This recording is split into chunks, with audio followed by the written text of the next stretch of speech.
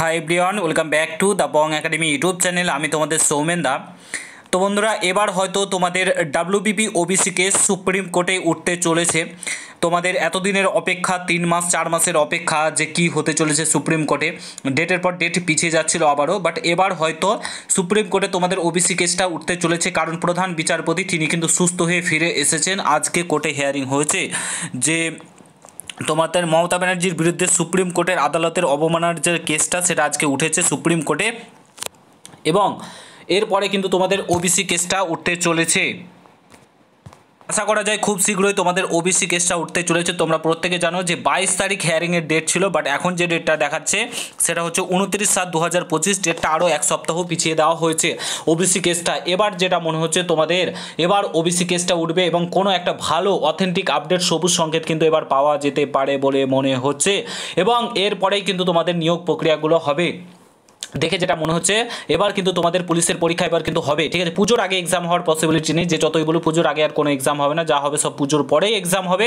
এবং বলে রাখি তোমাদের 29/7/2025 দেখাচ্ছে, সেই দিনকে হতে পারে তোমাদের হিয়ারিং হতে পারে ওবিসি কেসের, এবং কেসটা ভালোভাবে সেদিনকে কোনো একটা সবুজ সংকেত কিছু আসবে। আর 140টা যে জাতিকে নিয়ে সরকার ওবিসি সার্টিফিকেট দিয়েছিল সেটা কিন্তু বাতিল হবে। কলকাতা হাইকোর্টও বাতিল করেছে, সুপ্রিম কোর্টে বাতিল হবে। এবং 2010 সালের আগে যে ওবিসি ছিল সেই অনুযায়ী কিন্তু নিয়োগ প্রক্রিয়া রাজ্য সরকারকে সেই করতেই হবে, তাছাড়া রাজ্য সরকারের হাতে আর কোনো উপায় নেই। এটুকুন তোমাদেরকে বলে দিচ্ছি। 29/7/2025 আশা করি তোমাদের কেসটা উঠবে, এবং সেদিনকে সবুজ সংকেত পাবা। তারপরে তোমাদের কিন্তু যে নিয়োগ প্রক্রিয়া সেগুলো কিন্তু শুরু হয়ে যাবে। তো তোমাদের প্রত্যেকের জন্য ছোট্ট একটা আনন্দের খবর বলতে পারো, ছোট্ট আনন্দ, কারণ এখনও পর্যন্ত যেহেতু কিছু কেস ওঠেনি, প্রধান বিচারপতি অসুস্থ যেহেতু ছিল, সেই কারণে এটা একটা ছোট্ট খবর। আমরা এটার দিকেই চেয়ে আছি। আশা করি একটা ভালো ফল পাবো আমরা, এবং আমাদের নিয়োগ প্রক্রিয়াগুলো শুরু হবে, এবং ভালো মতো কিন্তু নিয়োগ প্রক্রিয়াগুলো শুরু হবে, এটাই আমরা চাই, ঠিক আছে।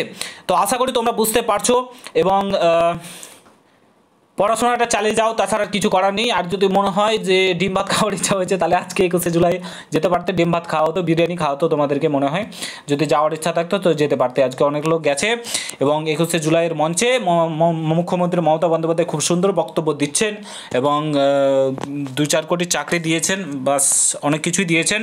শিল্প টিল্পতে ভরে গেছে পশ্চিমবঙ্গ, তো তোমরা চাইলে যেতে পারতে, ঠিক আছে। তো যাই হোক, 29/7/2025 তোমাদের হিয়ারিংটা হচ্ছে, আপ টু ডেট যে আপডেটটা রয়েছে, এবং পড়াশোনাটা চালিয়ে যাও, এবং হিয়ারিং হচ্ছে, কিছু একটা সবুজ সংকেত আসতে চলেছে। পড়াশোনা ভালোভাবে করো, এটাই তোমাদেরকে বলবো। আশা করি বুঝতে পারছো। ভিডিওটা আমি এখানে সমাপ্ত করছি, ছোট্ট ভিডিও। ভালো লাগলে শেয়ার করে দেখা হচ্ছে নতুন ভিডিও। গুড বাই, জয় হিন্দ, বন্দে মাতরম।